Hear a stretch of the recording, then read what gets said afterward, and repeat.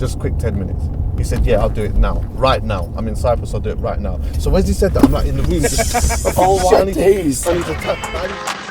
Carpool Crud, you little bumper club.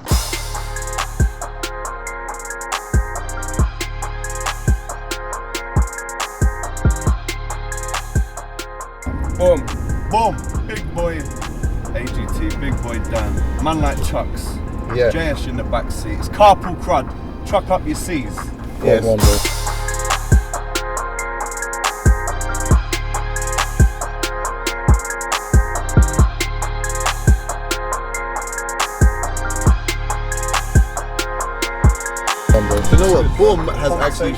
Boom has actually lasted the test of time. Yeah. That's ever a since I generational was young, boom was always But a is way it to not start the Scraps' sentence. Can Scraps trademark it? No, we can't. No, you can't. No, because since I was in school, boom was a way that we started off the conversation. Yeah. So like, boom, yeah, what's going on? What is going on? That's why we're talking to you. How are you, my What's the brother? crack? Yeah, I'm alright. I'm actually alright, man. Like, Yeah. I can't complain. I've got 2 arms and 2 legs. Yeah. What's life I saying? can bend them. Life. Yeah, life is good. Life is good, actually. Sound like Nas. Yeah, innit? I know. God, son. It's like, it's better. Life is better. Yeah. Do you get me? Yeah. I think that for me, happiness has become a very important part of my life these days. Because I had a point in life where I wasn't happy. So then when you go through that stage where you're not happy and then you're fighting to get it back, then you realise how important it actually is. I can definitely vouch for that. Do you get me? 100%. Yeah. Yeah. And the reason I was so gassed to bring you up as well is just because I felt like we were just gonna have a sick talk. We were gonna have a chat. You know what I'm saying? Yeah. Not even an interview. Yeah, no, I thought everything else might be an interview, but with Chuckie we'll have a chat. Yeah. So a lot of it, because you quite openly say I don't do interviews. I Yeah. have conversations. For a lot of people, that might not make any sense. But Bray, what's the difference? What's the difference when you're sitting with an artist? Sometimes, like when I'm sitting with an artist, there are certain things that I like when I have a conversation about that might not even particularly have a great deal to do with them, but it might just be a perspective that I'm looking for, which is one of the reasons why I love doing JME so much, because I love his perspective. And sometimes when we're having a conversation, it's not about, okay, well, you know, tell me about your new album and, you know, like who produced this and all of that type of stuff. Yeah, like sometimes I just might want to just talk about what the hell's going on with social media, and like, you know, something that they tweeted about. I want them to elaborate a little bit on that, because I want to have a conversation about that as well. Do you get me? Yeah. So that's something that I definitely try to do. I mean, there are times where it does like, it can be interview-ish, but ultimately it's just a conversation that I'm ultimately trying to have, where I give my opinion too. Yeah. Well, it's on a variety of things, isn't it? Not just a specific. Like, you don't just talk about one particular thing. You know what I mean? Yeah, nah, yeah. But I think that's why people check for your podcast though, because if they wanted to see Jay Huss talking about his album, or you know, Skepta talking about his tour, then they can watch One Extra, or they can watch Capital Extra. Yeah. But if they're coming to check you and your podcast, then you know they're there to get that. Yeah, dig a little that deeper. perspective that they wouldn't get from mainstream media. Of course. I feel like with these interviews, what happens is it not in a crazy bad way, because the word might sound a bit mad, but it dehumanizes them, because it's like, oh, your album's out, then you're doing this, and then it takes away from the fact that I watch football. I have bad days. Of course. I hate this Don on Twitter. Yeah. I hate it when people burn my toast. Like just of little course. things like that. But also as well, like artists, when they're making music, sometimes the music that they're making is the things that they're saying is a reflection of what's going on in their life. Yeah, and no matter how mumble rappish it can be at times, they're still gonna say something that is going on in and around their life, or something that's happening or whatever. So I try to find out what that one thing is, because if it's a mumble rapper, for example, not that I have done this yet, but I'm just saying in, you know, like an extreme case where somebody who's not saying too much and just chatting a bunch of shit, I'll still try and find that one thing that they're saying that I think might have happened in their life or whatever it is, and then have a conversation in and around that. Yeah. Do you get me? Because believe it or not, there's stuff that goes on in Uzi Vert's life. Do you get me? He's not just not saying shit. There's something going on as well. Do you know what I mean? Maybe we could have a conversation about Percocets and Xans. Yeah. That's for real. Sick, that's for real. You know? Talk about that.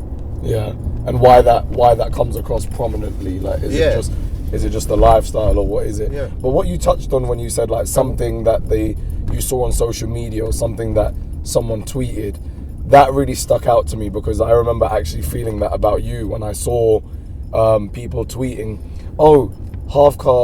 so there was like two tweets. So the first tweet was, we need a UK everyday struggle. Yeah, I hate that. Yeah. So that, and then the second part in relation to that was another tweet which was like, oh, you guys are like the UK everyday struggle. And my instant reaction to that was, although that person meant that as a compliment, Yeah. I feel like what they actually said was not good. Yeah. Ultimately, it was a compliment, and I like that's cool. But like when someone tweeted me and said that, my response to that was, Half-Cast Podcast has been around for almost 3 years. Everyday Struggle hasn't been around for that long, so maybe Everyday Struggle is the US Half-Cast Podcast. That was my thing. And so, do you think that happens? Like that is a stigma that we have in the UK, that we feel like everything American, we need a UK version of. Like, this is the thing, yeah. People always, as soon as like the Americans do something, we always think, yeah, we need a UK version of that. Nah, we don't necessarily need a UK version of that. Sometimes we already have. Sometimes we already have something that is a little bit like that.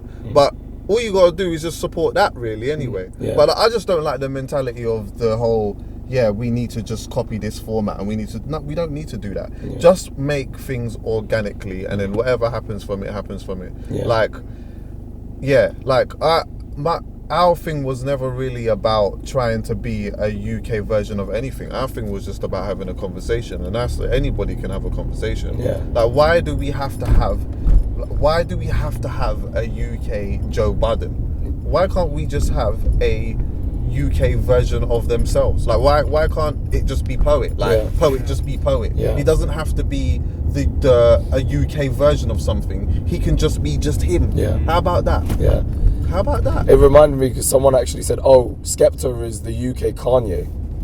And I was like, well, when he's... Skepta is just Skepta. Yeah, I was like, when it's all said and done and his career's done, I think it'd be unfair to stamp everything him doing as the UK version of what... Because, again, they mean well, it's a compliment. What they're actually saying is not how it's supposed to be. Belittling our culture or our like perspective on things. It's like when I was interviewing Sloth recently, when he won his Rated Award, someone said like, he produced his latest album, he's like the UK Khaled. He's fat, he's rich, and Sloth was like, no, I'm just me. Like, why do I have Some to people be do that? model themselves off things like that though. I'm not saying that Sloth has, but I'm just saying that there are like for example, Posty would have no problem saying that I watched Breakfast Club and I interviewed him and he said, I saw Breakfast Club and I just jacked that beat. That was his thing. Me personally, I don't see things, I wouldn't particularly look at something and say, yeah, like I'm going to make a UK version of that. That's not my type of thing. Not that I'm knocking him for doing that, because at the end of the day, they've kind of come into their own shell. At first, with Not For The Radio, when you did watch it, it did kind of feel like, okay, well, Posty's supposed to be Charlemagne. I wouldn't say Viz is Envy, because Envy can be a bit clueless at times, and Viz is very, very clued on when it comes to just everything in the culture and what's going on. But Shams is Angela Yee. That's kind of like how it seemed. Do you get me? But they eventually have come into their own shell. I like organic things, innit? And I just feel that like we don't need to be looking at the models that they're doing and coming with that attitude of, yeah, we need a UK version of that. Just create something. Like, you can be inspired by something. There's nothing wrong with that. Being inspired by something and adding your own little sauce onto it. But like, there's a difference between being inspired and just kind of just copying a whole format. Yeah, because the thing for me is that there's only so many ideas. You don't always have to try and invent the wheel. Yeah. You can just give your take on the wheel. Well, they say like nothing's new under the sun, innit? Yeah. Like somebody's already done whatever it is that you're doing. Yeah. Really quickly, take us back to.